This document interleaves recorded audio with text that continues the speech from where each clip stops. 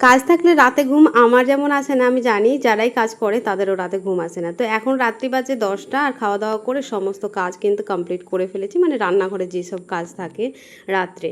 তো কাজ করে নিয়েছি, তো সবাই ঘুমিয়েও পড়েছে। আমাদের বাড়িতে একটু তাড়াতাড়ি সবাই ঘুমিয়ে পড়ে, আর আমি ভাবলাম কি না, আমার কিছু কাজ আছে, যদিও প্রতিদিন রাত্রে ক্লাস থাকে, তাই আমি আর অন্য কোনো কাজ করতে পারি না। তাই ভাবলাম চলো আজকে কিছু কাটিং তো করে রাখি।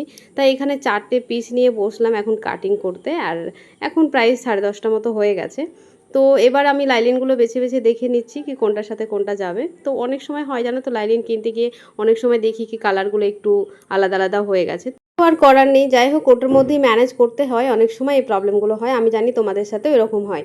তো এবার আমি কাটিং করব। একটা কাটিং কিন্তু আমি অলরেডি করে ফেলেছি, আর এবার বাকি যে 3টে আছে সেই 3টে কাটিং করে নেব। আর তোমরা যারা যারা বলছিলে না কুর্তি ক্লাসটা করবে, কুর্তি ক্লাস কিন্তু শুরু হচ্ছে 26 তারিখ থেকে, মানে কাল থেকে। তো তোমরা যদি চাও তো ক্লাসটাতে জয়েন করতে পারো, তাড়াতাড়ি করতে হবে কিন্তু, কারণ হাতে সময় নেই। আর এই কুর্তি ক্লাসে না অনেক কিছু থাকছে। তো তোমরা যারা যারা বলছিলে দিদিভাই কুর্তি ক্লাস নিয়ে এসো শুধুমাত্র, তো তোমাদের জন্য কিন্তু শুধু কুর্তি না, অনেক কিছু থাকছে। তো যাই হোক তোমরা ক্লাসটাতে জয়েন করতে পারো, আমি স্ক্রিনে একটা নাম্বার দিয়ে দিয়েছি, ওই নাম্বারে কল করে নিতে পারো। তো চলো, আমার তো কাটিং কমপ্লিট হয়ে গেছে, এখন প্রায় 11:30। টাটা।